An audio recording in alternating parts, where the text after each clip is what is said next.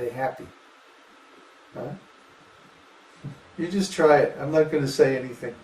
Uda was sitting there smiling at me. You chant even 32 rounds and you're going to be totally ecstatic. So try it. We ask for only enough faith that you try the process and see that it works. This is scientific. If you go to university and you take a course in math or physics or chemistry, they say, well, you try the process, you go into the laboratory, or go up to the blackboard and work out the problem, work out the math. Go in the laboratory, try the experiment, hook up the apparatus, put the chemicals in, and see what is the result. And you'll see that all these laws that we've been telling you about, they actually work in practice. So we're saying the same thing. We don't demand faith that you surrender now and then at the end of your life you get the reward. That's faith. No, we're saying you surrender now, do the process, and get the result. You see? We're only asking enough faith that you try the process. So what is the process? Well, in Bhagavad-gītā, the first chapter sets the scene. The second chapter summarizes the philosophy, the theistic Sankhya philosophy, that discriminates on the basis of intelligence what is the soul and what is matter. Then in the third chapter, he starts getting into the method, the actual practice.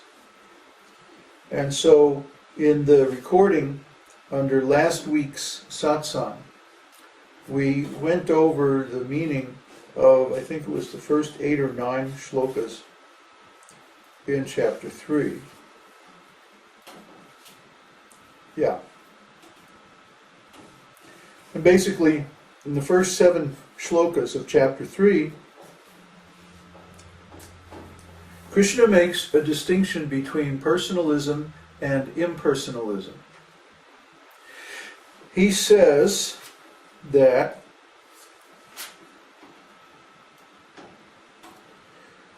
there are 2 classes of men who realize the self. Some are inclined to understand him by empirical philosophical speculation, and others are inclined to know him by devotional work. That's shloka 3, text 3. So who are these 2 groups of people? They're both transcendentalists because they're both trying to realize the self. But some are inclined to empirical philosophical speculation. These are the impersonalists. Because what do you get when you apply this process of philosophical speculation? You get, well, it's all one, and I'm God, and just do whatever you like, and it all winds up, it all comes out to the same thing anyway. That's the end. That's the ultimate product of the process. Try to understand, like Marshall McLuhan said, the medium is the message. Well, in philosophy, the same thing is, the process is the conclusion. The process that you follow determines the conclusion that you will reach. So if you follow the process of philosophical speculation or empirical knowledge, you will reach the end result of, it's all one. It's all the same. I'm as good as God, and I can do whatever I like. So there we are, right back again where we started. We've come full circle, In the beginning, somebody is in material life and they say, well, I can just satisfy my senses however I want. I can do whatever I like. Whatever I can get away with. That's material consciousness. This also is known as rascals. So then they say, but no, there's suffering in material life. So I have to go on some kind of philosophical journey, some kind of inquiry to find out the absolute truth. And so they go on this long inquiry based on empirical knowledge and philosophical speculation. Where do they wind up? Right back where they started. Oh, I can do anything I want. What is the use? Huh? Kanai's over there smiling at me. That they go on this whole journey, this whole process, and then they wind up right back where they started again. And then Krishna says, and others are inclined to know him, the self, by devotional work.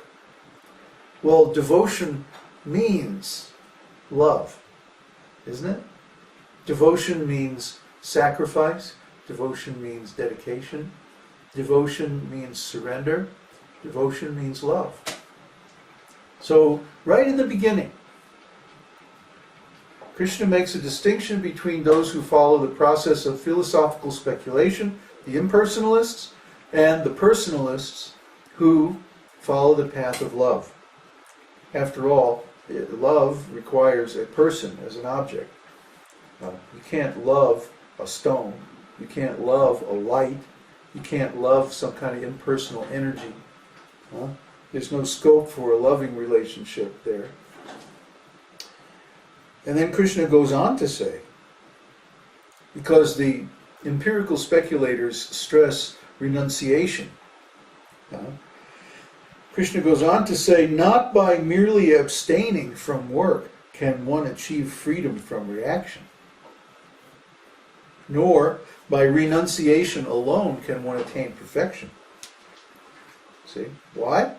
Because the activities that we are suffering the results of today, in the present life, were performed in the previous life. So we're going to get the results of those activities even if we stop doing all work immediately. You see? Even if we just sit down under a tree and do nothing, we're still going to get the results of the activities we performed in our past life. And in our next life, we're going to get the results of the activities that we performed in this life. So even if we try to stop all work and just renounce everything, we're not going to attain perfection by that method. He says, all men are forced to act helplessly according to the impulses born of the modes of material nature. We all have to breathe. We all have to drink and eat. We all have to take care of the body in different ways. Otherwise, we can't maintain. We can't maintain this life. And we all have to work in some way to maintain this body. So, Krishna is saying no one can refrain from doing something. Even breathing, even thinking. We can't stop doing for even a moment. We have to do something just to maintain the body. So, on the other hand, Krishna says, he who controls the senses by the mind and engages his active organs in works of devotion without attachment is by far superior. So Krishna is making this distinction right in the beginning of Bhagavad-gītā when he begins to speak about the method of spiritual realization between philosophical speculation and devotional work. And he's saying that those who engage in devotional work are far superior. Far superior, he says. Sahat vishishyate. Vishishyate. Much better. You see? So that's Krishna's opinion. And in the next section, he's going to start getting into the details of how we perform this devotional work.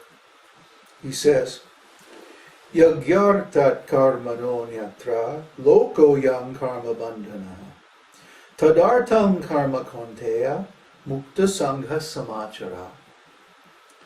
Work done as a sacrifice for Vishnu has to be performed. Otherwise, work binds one to this material world.